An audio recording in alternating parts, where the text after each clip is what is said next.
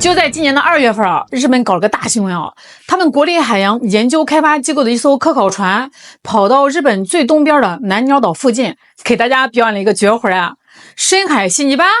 怎么吸的呢？说出来啊，能把你大牙笑掉。船上那帮人啊，硬生生把大约600根，每根10米长的管子连在一块儿，就跟一个超大号的吸管一样，扑通一声扔进了5700米深的海底。然后呢，还真让他们从海底抽上来一管子黑不溜秋的稀土泥浆。这一下啊，日本国内的媒体激动的不行啊，满屏幕的万岁欢呼，弄得跟马上就要稀土自给自足，再也不用看别人脸色似的。结果呢，这个美梦刚做了4个月，那就在6月14号，日本日经亚洲自己偷偷摸摸的发条消息，日本政府决定今年夏天派专家去北极圈的格陵兰岛，正式启动稀土开采前期调研。哎，不对啊，你们不是在太平洋底抽泥巴抽挺嗨的吗？怎么一转头大热天的又跑去北极圈跑冻土了？答案很简单，因为海底那管子泥巴它根本就喝不起啊。咱们用大白话解释一下啊，那个破地方呢确实有1600万吨的储量，听着挺唬人的。但是你想想啊，5700米深的海底啊，各位，你站在东方明珠的塔顶上，用几百根吸管连起来去吸黄浦江里的珍珠奶茶，你吸得上来吗？日本自己的经济研究所都看不下去了，直接甩出一组数据打脸。这海底泥浆的开采成本是陆地开采的8到10倍，卖出去的价格是咱们中国市场价的数十倍啊！这哪里是挖稀土啊，这简直是在海底捞金条啊！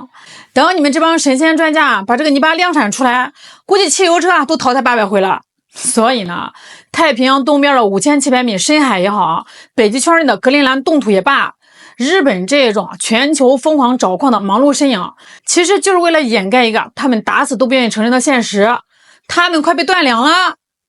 前天呢，咱们还专门说了一期2个日本人肉身带稀土的事儿。哎，你说啊，你但凡有点办法，你至于想出这么烂的招吗？咱们来看看日本现在到底是个啥处境啊？长期以来，日本超过70%的稀土啊，都要靠从咱们中国进口，尤其是重稀土啊。啥叫重稀土啊？像迪啊、特啊这些玩意儿，我跟你们说啊，这东西呢，它就是造新能源电动车电机的味精。没这玩意儿啊，你的电机转起来呢，就跟得了小儿麻痹一样无力。而日本在这玩意儿上对咱们的依赖度是多少啊？接近100%啊！但是在今年的1月份啊，咱们国家不惯着它了，直接宣布加强对日两用物项出口管制，把稀土给纳进去了。这招叫什么呀？这就叫精准掐脖子，拔你的氧气管。结果怎么样呢？数字是不会骗人的。到了今年的3月份，咱们对日本的7种主要稀土出口同比直接暴跌88%。到了4月份啊，继续暴跌82%。最绝的是刚才说的那个造电机必须的迪和特，从1月份开始啊，对日出口直接归零啊！各位，一个大鸭蛋啊，一克都不给你。日本一家大型制造厂的高管当时就急眼了，对着媒体是大吐苦水啊！要是再这么搞下去啊，我们的工厂就得原地停工放假了。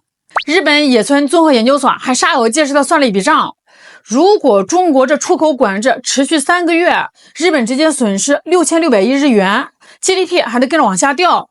这钱都够把格陵兰岛的冰盖翻过来舔3遍了。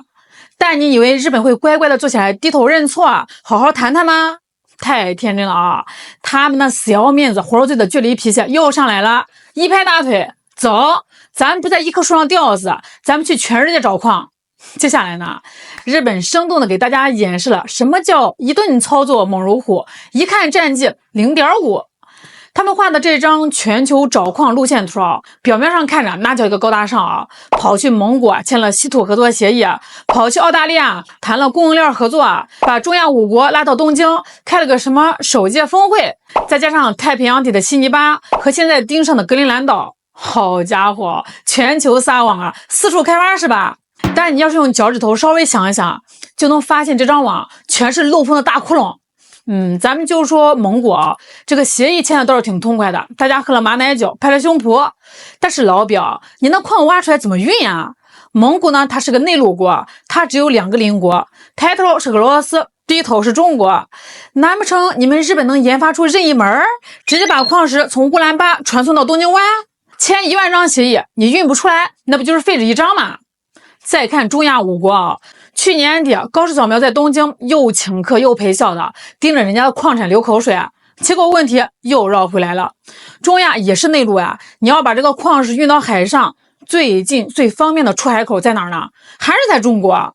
这兜兜转转一圈，日本绝望的发现了一个真理啊，地球是圆的呀，但不管怎么转，只要你想运稀土，这个路就绕不开中国。那既然亚洲走不通，那咱们去欧洲，去北极圈。今年夏天啊，日本考察团兴冲冲地杀向了格陵兰岛。格陵兰的稀土储量确实有150万吨，排世界第8。哎，听起来是不是挺有希望的？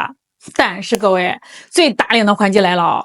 格陵兰那冰天雪地的地方啊，到现在为止啊，压根儿就没有进行过任何实质性的稀土开采。全岛上下啊，唯一一个拿到开采许可的项目叫坦布里兹。重点来了啊，这个项目早就姓美了。根据公开资料，美国一家叫关键金属的公司早就把这个项目92.5%的股权揣进兜里了。连美国政府都在琢磨着要把剩下那点散果给吞了。换句话说，格陵兰唯一能出土的稀土全被美国捏在手里。日本现在大张旗鼓的派个专家团去考察，你考察个啥呀？考察美国公司的工地上有没有掉下来的矿渣，能让你捡2块吗？格陵兰的总理说话更多啊，人家接受采访时说，我们除了美欧，也欢迎日本来投资呀，希望那些想摆脱中国依赖的国家都来找我们合作。这话翻译成大白话就是人来可以，钱留下。至于你们把石头挖出来之后怎么运回去啊，怎么提炼，那不归老子管。其实前面说了这么多，哪怕这个日本真的显灵了，克服了5700米的深海水压，克服了北极圈的万年冻土，连哄带骗把这个矿石给挖出来了，那又怎么样呢？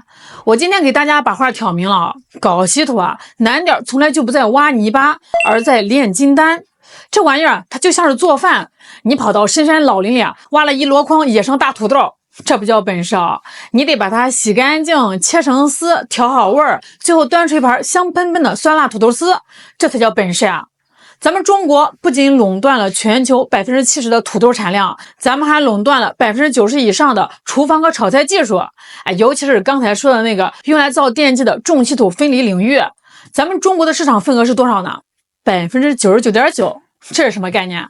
这就是天王老子来了，他也得吃咱们炒的菜。你日本就算把全宇宙的稀土矿都给刨出来，最后你会发现，你手里面攥着的也就是一堆带放射性的烂石头。你没有技术，没有分离设备，没有产业链，你最后还得老老实实把这些石头装上船，千里迢迢的运到中国来，求着咱们大哥，麻烦帮我提炼一下呗。之前就有西方行业专家嘲笑华盛顿去格陵兰挖矿，说这就是个荒谬的笑话，因为那里不仅天气烂，矿石品质差，最搞笑的是挖出来的东西最后还得送到中国去加工。这个逻辑原封不动套在日本身上，连个标点符号都不用改。日本自己占全球稀土产量的份额连1%都不到，它有矿吗？没有有大型精炼厂吗？有那么2、3个小作坊，但是成本呢是咱们的几十倍。有完整的产业链吗？更是连个影子都没有。早在2010年那会儿日本的稀土磁矿企业就被咱们制裁过一次，当时吓得全跑到咱们国内来建厂了。15年过去了，这记吃不记打的家伙现在又想再撞一次南墙，结果发现南墙不仅变成了钢板，上面还拖了高压电。前几天的G7峰会上日本那个代表就像个受了委屈的小媳妇儿一样，到处拉着人家的手哭诉，哎呀，咱们要加强关键矿产供应链合作呀，大家要联合起来抵制中国的稀土盆翻译一下就是哥儿几个，我一个人扛不住了，你们快来帮我挡2下。结果呢，其他6个国家全年都眼巴巴的跑来中国访问过了。欧洲那帮人现在正被俄罗斯搞的是焦头烂额的，谁有那个闲工夫陪进日本玩这种过家家的游戏更阴损的是中国把日本的稀土给断了，空出来那些市场份额，欧洲企业现在正流着哈喇子往里面填呢。正应了那句话死道友不死贫道，拉爆兄弟成就自己。日本现在这种写在脸上的稀土焦虑已经彻底变成了一场没人鼓掌的独角戏。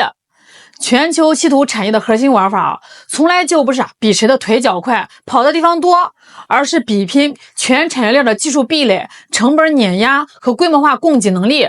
日本去的从来不是去冰天雪地里找矿的决心，他们缺的是一条从矿山到磁铁，而且绝不受制于人的全产业链5700米的深海泥浆，格陵兰的万年冻土，蒙古的内陆草原，中亚的苍茫大漠，日本考察团那西装革履的足迹，确实正在今后的踏遍全球。